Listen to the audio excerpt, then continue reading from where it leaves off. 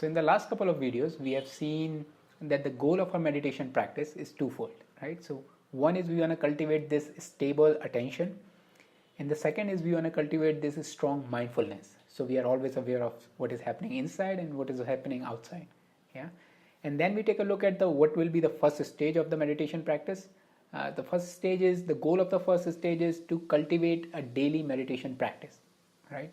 Not to master the meditation, just to have like a daily meditation practice. It could be 20 minutes, could be longer, but having a daily practice is the goal of the first stage. Now, before we go to the second stage, I want to discuss this 5 hindrances that we are going to face in the meditation practice, right? And these could be seen as a 5 obstacle or 5 challenges that everybody faces in the meditation. This is not personal, they're just the nature of the mind, they're dhamma of the minds. Okay, so what are these 5 hindrances? The first one is the worldly desire, right? So Buddha gave the discourse about it. He says there are 8 worldly desires, right? There's these 8 things we are repeatedly doing inside our mind or repeatedly trying to achieve in the world. They comes in the pair. So the first one is the pain and pleasure, right? So we are trying to go after the pleasure and avoid the pain. Then there is this gain and loss. So we are trying to be successful or try to accumulate as much as we can, to get more and more gainful, comfortable existence. On the other hand, we are trying to avoid as much loss as possible. Then there is this fame and obscurity. So fame, power, prestige, these sort of things. On the other hand, avoiding obscurity and disreputation and these sort of stuff. And the final is praise and blame. Kind of acceptance. We are looking for acceptance of the people around us and avoiding the blame or criticism and these sort of stuff. So this is a hindrance because when we are doing the meditation practice, these kind of thoughts are going to come into our mind, right? And our goal is to cultivate the stable attention. So in the meditation practice, this is a hindrance because it is going to take you out, right? It is going to create these different patterns inside your mind, which is going to pull you in a different direction, right? And that is why you won't be able to stay focused on one point.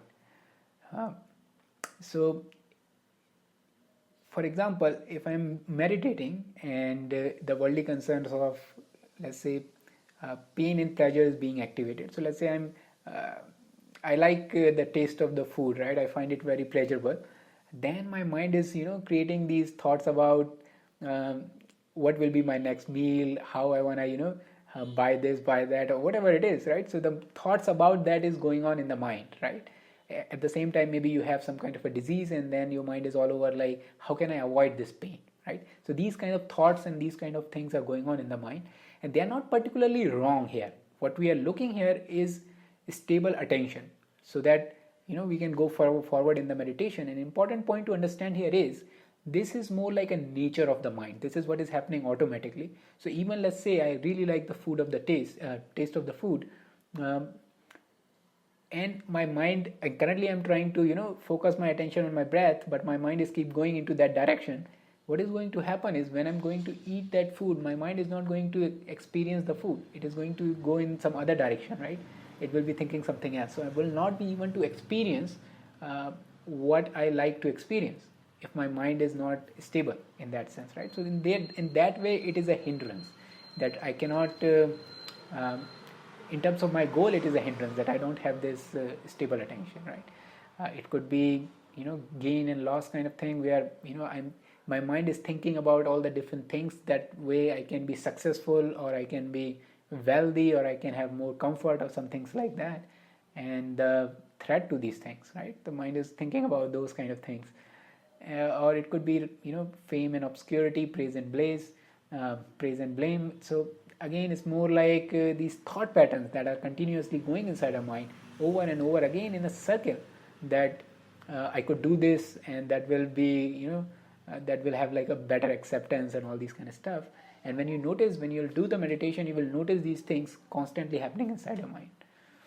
Okay, so that is the first hindrance. The second hindrance is the aversion, right? It is kind of the opposite of the worldly desire. It's more like having this internal push or internal, aversion towards thing, right? Now, it could be something like a bodily pain, right? When you are facing some kind of a body sensation, you will notice one thing is a body sensation itself, and then this internal reaction, which is huge, right? That I don't want to experience this thing, and that creates like a whole cycle of different kind of thoughts, and that triggers a different kind of thought. So it's again become like mind is very restless or wandering here and there instead of experiencing it, right? It could also be different internal states, right? So it could be something like um, some past experience that you had, some, maybe you really liked, you were in a you were separated in a relationship where you really enjoyed that relationship, and then that separation is something which created this emotional feeling that you don't want to experience, right? So again, the mind is continuously trying to do different things so that you can avoid experiencing it. So that creates again different disturbance in the mind. The third one is the agitation.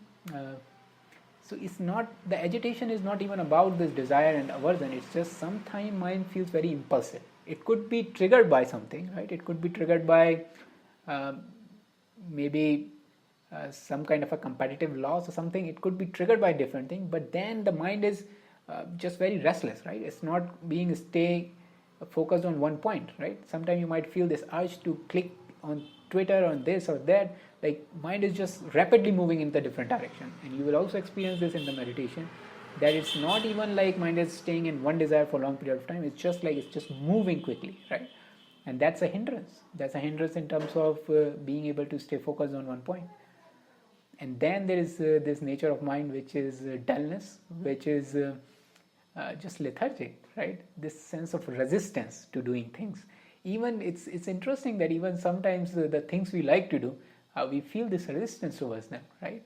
Maybe you like cooking, but sometimes you just like, I don't want to cook today, right? This sense of resistance, this lethargy, this procrastination, these kind of properties of the mind, which is again a hindrance for the practice, because someday you won't feel like I'm going to do the practice today, right? It's just like mind is procrastinating. Even sometimes when you're doing the practice, you're not going to feel like I want to focus on the breath. Instead of that, you're just sitting and the mind is wandering all over the places, and that is the hindrance of the dullness or lethargy.